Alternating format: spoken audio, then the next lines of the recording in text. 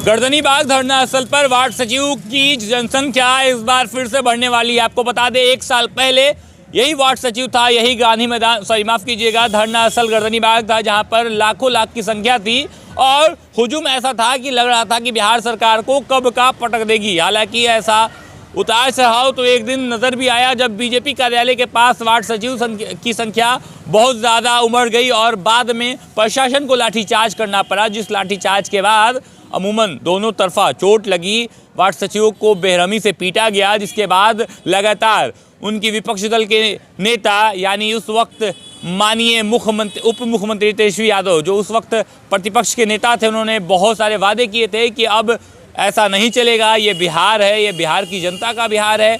बिल्कुल वो अपनी जायज़ मांगों पर टिके हैं और उनकी जायज़ मांगें मान भी लेनी चाहिए, लेकिन उस वक्त वो सरकार में नहीं थे। शायद ये आसान था कहना उनके लिए, ये वादा करना बिल्कुल स्वाभाविक था, लेकिन अब वो सरकार में आ गए हैं और बिहार राज्य के वो उप मुख्यमंत्री हैं और भावी मुख्यमंत्री भी कहे जा रहे हैं। तो अब ऐसे में देखना होगा कि क्या कुछ मुख्यमंत्री और उप मुख्यमंत्री तेजस्वी यादव और नीतीश कुमार वार्ड सचिव के लिए करते हैं। हालांकि फिर से आपको बता दें, वार्ड सचिव फिर से 1 साल के बाद गर्दनीबाग धरना स्थल पर आ चुके हैं। आप देख सकते हैं वही पुराने अंदाज में, वही वार्ड सचिव संघ बिहार के नाम से इन्होंने पोस्टर बनाया है और आज ये पहला दिन है।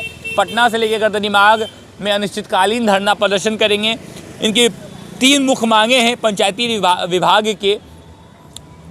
राज विभाग के निदेशक डॉक्टर रंजीत कुमार सिंह के द्वारा पत्रांक संख्या 7219 दिनांक 13/12/2021 को निरस्त किया जाए। ये वो पत्रांक है, ये वो ऑर्डर था जिस ऑर्डर में इन्हें निलंबित कर दिया गया था और कहा गया था कि नए वार्ड सचिव की बहाली होगी और नए वार्ड सचिव वहाँ कार्यरत होंगे। आपको बता दें, नए वार्ड सचिव कार्यरत हुए भी और कहीं कहीं वार्डों में तो गोलियां भी चली थी और मारधार भी हुए थे, लोगों की जान भी गई थी। न जाने इस पर सरकार कैसे अब तक चुप है और चुप रह गई थी। ये बात और ये सवाल तो आज भी उसी तरीके से उठते हैं जैसे कोई कांटा बदन में चुभता हो।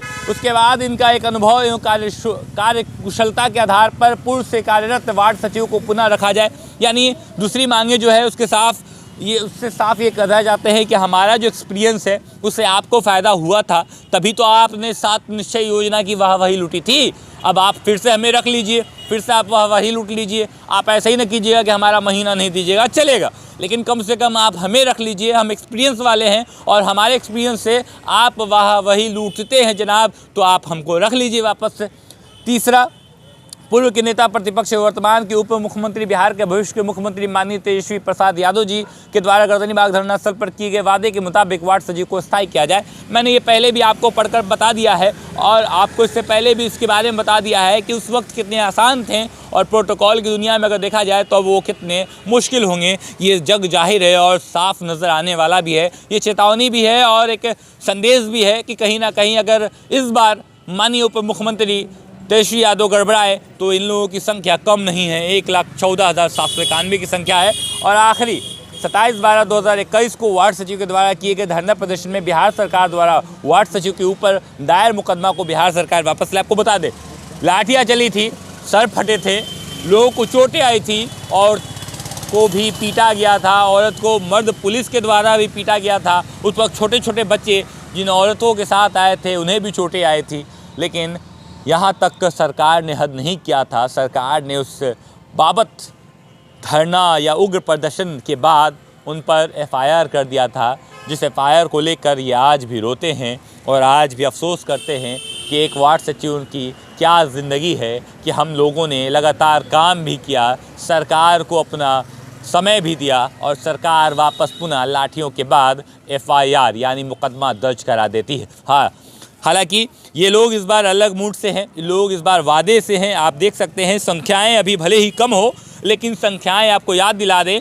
जब पिछली बार भी वार्ड सचिव की संख्या आई थी, सबसे पहले कवरेज बेधड़क बात नहीं किया था। उस वक्त महज 4 या 5 लोग थे, रविंदर जी साथ में थे और उसके बाद ये संख्या जैसे तैसे लग रही थी कि गड़बड़ा जाएगी, लेकिन ऐसा हुआ नहीं था और धीरे धीरे देखते ही देखते 1,14,791 की जनसंख्या का जो भीड़ है वो पटना यानी बिहार की राजधानी पटना के सरजमीं पर पहुंच गई थी। तो उसी तरह बहरहाल क्या कुछ होने वाला है ये तो आप ज़रूर देखिएगा, लेकिन इनकी हिम्मतों को दाग हम आज भी देते हैं, कल भी देते थे, और इनकी मांगों को सुनिश्चित बताने की हम पुरजोर कोशिश करेंगे और सरकार से अपील भी करेंगे कि हमारा ये संदेश आप तक पहुँचे, तो आपको ये बात का चिंता ज़रूर हो कि बेचारे ये एक्सपीरियंसदार वार्ड सचिव का क्या होगा, जो लाठी भी खा चुके हैं, FIR दर्ज भी हो चुका है, और अब इनके पास कोई ज़्यादा अल्प या कोई एक्स्ट्रा ऑर्डिनरी मांग नहीं है जिसे ये कह रहे हो कि बिहार सरकार अपना ख़जाना हमें दे दीजिए। ये सिर्फ कह रहे हैं कि इनकी नौकरियाँ, इनका जो मान है, इनका जो सम्मान है, वो इन्हें वापस लौटा दीजिए। इनका एक्सपीरियंस आपके काम आएगा, आपके वाहवाही लूटने का काम आएगा। बिहार सरकार को एक बार फिर से बिहार में विकास हुआ है ये कहने का काम आएगा।